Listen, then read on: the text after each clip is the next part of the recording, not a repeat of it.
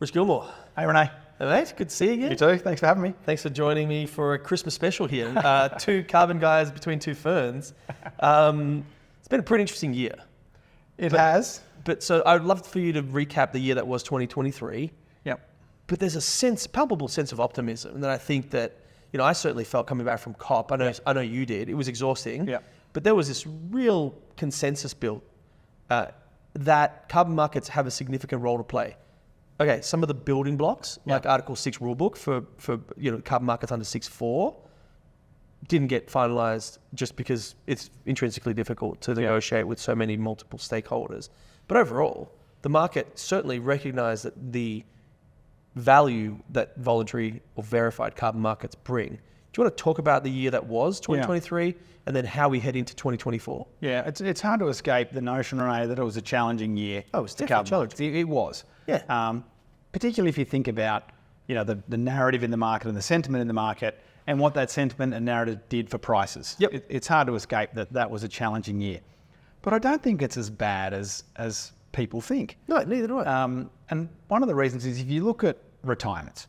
So the noble purpose of a carbon credit is to go extinct, is to be retired for its use as an emissions offset. That is, claim and get a net emissions purpose. It's noble purpose. Yes. And given all of the negative sentiment and negative coverage in the media, retirements really could have fallen precipitously. And they didn't. But they didn't. Exactly. And I think that's a data point that a lot of people have missed. Yeah. Effectively, they jumped on the bandwagon in terms of criticism, but the market is resilient.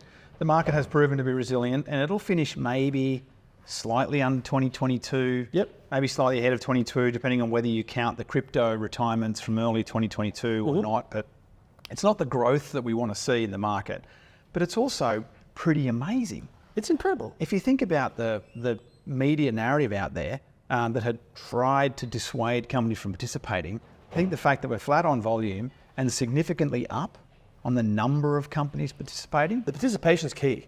Yeah. Yeah, because I think the market, what it represents from a data analysis perspective is representation from a sectoral basis. Think automotive, aviation, steel, whatever, cement.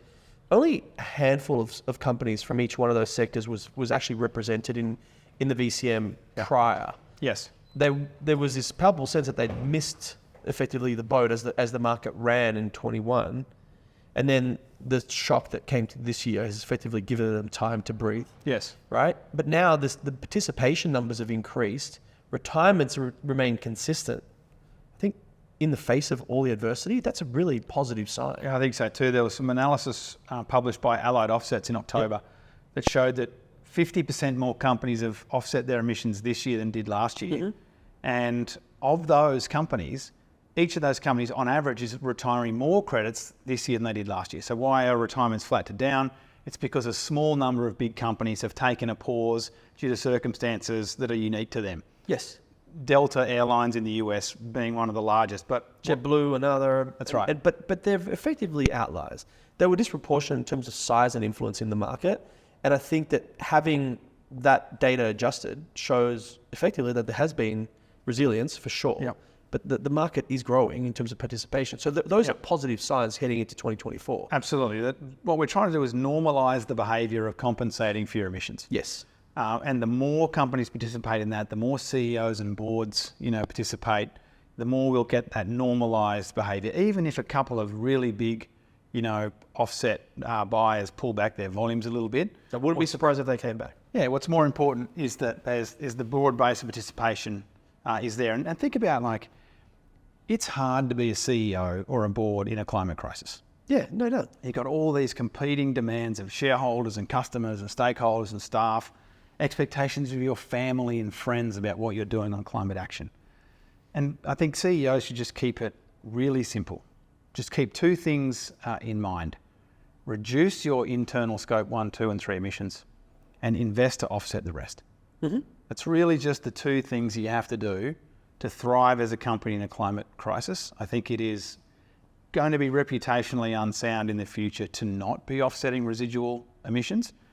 Each company will make their own choice about which kinds of offsets and which price and when. Yep. But I think the momentum from COP in particular, the very strong statements of support from the UNFCCC and the World Bank, the COP presidency and dozens of nations in the global south who really need this solution to scale, Yes. is going to draw more and more companies into the carbon market in 2024. No doubt. And that's a private sector sort of demand side. But you just touched on it. There's a public sector demand side as well. Because you've got effectively wealthy nations in the global north and then those in the global south providing the supply side potentially. And that's why we needed, or we all wanted to have outcome with regards to the basically, the Article 6 discussion. I mean, Article 6 of the Paris Agreement is voluntary carbon offsets. Yeah. They're just between countries and countries, or in some cases between countries and companies if under Article 6.4. But it's a voluntary carbon market. And some people say, well, we should, be using compliance credits or allowances instead of carbon credits. An allowance in the EU is an offset. If you're not able to reduce your emissions at the factory level, It's a benefit. you can buy allowances from someone who's been able to reduce theirs. Yes. The mechanism is the same. It's just the demand driver is different. Yep, completely agree. So the other thing, in terms of why I was optimistic and came back buoyed from COP was effectively the coalition of an alignment of VCMI, ICVCM, effectively looking at this as an end-to-end solution, which I think is great because there's obvious complementarity there. Yes. You kind of called them out a while back publicly, suggesting this, and obviously it's been in the works for quite some time. But do you want to talk about that kind of union? Because it seems to be the perfect marriage. Yeah, I suggested some time ago that perhaps a merger of those organisations might be useful, but where they landed at COP, I think, was probably even better than a merger. Yeah. So it allows each one of those organisations to fulfil their discrete role, whether it's demand-side integrity or supply-side integrity or target setting, but to do so in a unified way. And it's not even so much that they are unified, that's very important. It's as important that they are seen to be unified. No doubt. And so that their companies now have a very simple framework to reduce their emissions in a transparent way. Measure your emissions transparently, set a science-based target, offset your residual emissions, and do so using high-quality credits approved by the ICVCM. That's a very simple framework that any company can follow. Cool. So Rich, let's talk about RED, because it's been obviously attacked as a solution, but it's clearly viable. Yep. Clearly demonstrates that it's effective with regards to reducing emissions from deforestation and degradation, as the name suggests. Do you want to start there? Yeah. And then let's just kind of see where we go. Yeah, RED Plus is not only effective, it's essential. Yeah. If we're going to have any way of keeping 1.5 alive, keeping 1.5 degrees on track, we've got to do two things. We've got to stop lighting stuff on fire, and we've got to stop chopping down trees. And that's what RED Plus does very effectively. And there was, as you well know, and everybody watching this video would know, criticisms about RED Plus earlier in the year. Those criticisms actually have been found by a second group of scientists, eminent scientists, 11 PhDs, to have been overblown. And I think pretty significant quotient as well. Yeah, so by about 60% or more on calculation errors alone. Which is what they had criticised the original. Yeah, and I think that was reflected in the use of RED Plus forest credits throughout the year, which declined from an average percentage of retirements of 35 to 40% to less than a quarter. But in the last couple of months, that has rebounded strongly. So buyers are coming back into the market, or companies are coming back into the market and using RED Plus credits to meet their net emissions reduction goals. Okay. Which I think recognises a couple of things. One is that some of that criticism was unfair, but acknowledges that the good work that Vera has done to move RED Plus projects to a new methodology and to provide a transition pathway for new and existing projects onto that new methodology. So all of those things, the criticism being addressed, any projects that have underperformed being called out, the new methodology and a transition pathway from the old methodology, I think are working together to reinstill confidence in RED Plus. There's just no way to get to 1.5 or stay at 1.5 without protecting tropical forests. And so it is in everyone's interest for RED Plus to succeed. And I think the steps that have been put in place this year by Vera and others are going to make that possible. I agree. I spoke with Alexa Kelly at COP, and she not only echoes these sentiments, but she said quite interesting. That I really like that nomenclature. She said, I talked about co-benefits. She said they're not co-benefits, they're core benefits. So not only can we not meet that 1.5 degree target without protecting the natural carbon sinks, they provide so much more value than just the carbon that they sequester. Yeah, if you are... Just to humanity and to the planet in terms of biodiversity. Yeah. If you are a indigenous community, Orinoco Delta in Colombia, and Red Plus is providing a sustainable food source. It is protecting your spiritual and cultural practices. It's protecting the wildlife that you care about and that are culturally important to you. It's providing employment. The fact that it's coming from the carbon market is the least important outcome. That's just how it's getting paid for. That's how they're getting paid for. Being valued for the first time. Yeah, and so I think you really need to make sure that a tonne is a tonne when you're buying and retiring a carbon credit, and by and large it is. But you're right, if you're, depending on where you're sitting and observing these outcomes, if you're in the forest in Colombia or Brazil or Indonesia or the DRC, those biodiversity, social and cultural outcomes really are core to the success of the program. All right, so Rich, now begs the question, where to in 2024? Yeah, I'm very positive about 2024, Renee. The month we're in now, December 2023, looks like it will be the all-time record for monthly retirement. So the most carbon offset use of any month ever. That's astonishing to me. Yeah, I think it is too, and particularly after such a strong November as well. And so it looks like the biggest month ever for carbon offset use, which is kind of incredible when you consider that the year we've had and the negativity. And if you look forward into 2024 with the core carbon principles, the actual framework being rolled out and projects being onboarded under the principles, the end-to-end integrity framework, all of the clarity that's being provided by the new methodologies for cook stoves and for Red Plus and for other methodologies. And I think the very strong support from the UNFCCC and the World Bank and the COP presidency and lots of countries at COP for the VCM is really going to put momentum behind the VCM in 2024. And I'm really excited to see what it brings. So am I. Can I raise you one extra one? Yes. I think the fact that the Article 6 negotiations now are being dragged into next year's COP will actually be even more salutary for the voluntary markets. I agree. Themselves, because effectively it's the only game in town. I agree. And if you think about what was lost in the failure of 6.4 to be agreed at COP28 in Dubai, between COP21 and COP28, 2,934 days elapsed. Okay. In that time, the voluntary carbon market delivered at least 1.4 billion tonnes of proven emissions reductions and removals, protected 10 million hectares of forests, delivered safe cooking to millions of households in Africa and elsewhere. And in that same 2,934 days, the UN mechanism couldn't even agree on the rules about how to make the rules.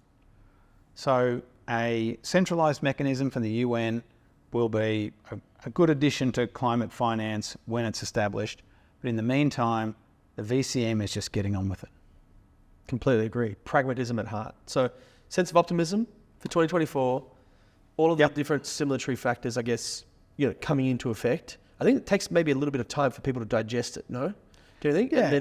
And then effectively... I think so. There'll be it'll take some time for corporates and boards if they've got to respond and they've got to, put those plans in place. And we have to acknowledge that 2023 was a difficult year, but also we welcome that scrutiny. Oh, no doubt. And so I think the market will be better for it. Yep. Having been through that scrutiny and been through that process. And it reminds me a little of the tech bubble in 2000. You had a correction there around 2000, followed by 2 decades of sustained growth. That's actually a really good parallel. In part because of the lessons learned during that correction. And I think that's where we are with the VCM. I think that's a great parallel. I think I do. That's essentially what I've been feeling. But thanks for quantifying it. So you've addressed effectively the demand side, right? All these positive factors effectively falling or coming into place to stimulate demand. On the other side, let's look at the supply side, right? You mentioned December 2023 was the biggest month, in record with regards to retirements. Looks like it will be, yeah. Yeah. And issuances, however, aren't keeping pace with that. Effectively. No, it looks like the number of carbon credits in existence will fall in December. Okay. Because issuances are also falling, and those supply constraints are going to be compounded into 2024.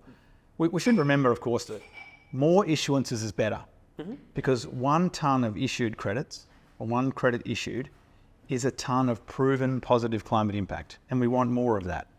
But there are a bunch of inbuilt constraints that are going to be exacerbated in 2024. Yep. Not least of which is the integrity initiatives that we've already talked about. Yeah. So through the core carbon principles and through the new methodologies and higher bar for issuance, fewer projects are going to be approved, and those projects that do get approved will be issued fewer credits. If you add onto that all of the supply constraints that are price inelastic, the growth rates of trees, the free, prior and informed consent of Indigenous communities, policy settings and infrastructure at the national level, there are structural supply constraints in the market that I don't think we've fully appreciated. Yes. And even, if you think about the volume of carbon credits in the market today, there's a perception that a lot of cheap credits, are holding back decarbonisation. If you add up every single carbon credit that's ever been issued and not retired, you could offset global emissions for about 1 week. I don't think that you can credibly say that that is a market that is oversupplied. No. If you take the view that companies should be offsetting their residual emissions alongside their internal decarbonisation as part of a holistic climate strategy, I think we very quickly get to the point of undersupply. The question is when. The question is when. I think you've outlined all of the key ingredients. Simulation with regards to the demand side, I think, is inevitable. And the tide is turning for all the different reasons that you've outlined. The question is, how constrained is that supply? And then the time component. So I think 2024 will be a year of discovery for the market. Yeah. We need to obviously, embed and bed down these core carbon principles and all of these different kind of processes. The future looks really bright for carbon markets long term, because my sort of summary of COP was, there's a lot of work to be done if we're sincere about meeting this 1.5 degree target and staying well below 2 degrees. It's great to see that governments have agreed in principle to transition in a just manner from fossil fuels. Yeah.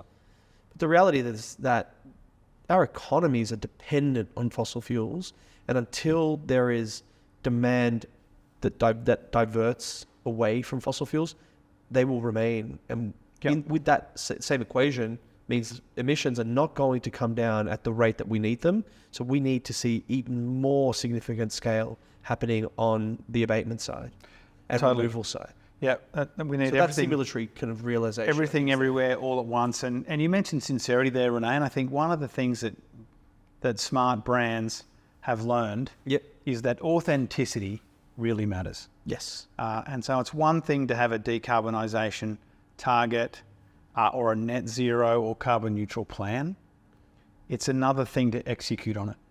And I think more and more companies are going to realise the benefits of not only being able to talk about a holistic decarbonisation plan that includes offsetting, but actually doing it and being held to account for that. I think that's what their customers are increasingly going to expect. And I think that something that's boiling just bubbling underneath, that they will be held accountable. Yes. They're being given a grace period whilst effectively the rules are being defined and the market is essentially maturing. You can't set a net zero commitment and then not meet it. Right? I think that's right. I think you're right to say that the sort of noise in the market for this year in particular has given companies sort of implicit permission to wait. And maybe some of those companies were waiting. Maybe that explains the huge uplift in retirements in November and December. They'd been waiting and then looking for those positive signals like the ones we saw at COP.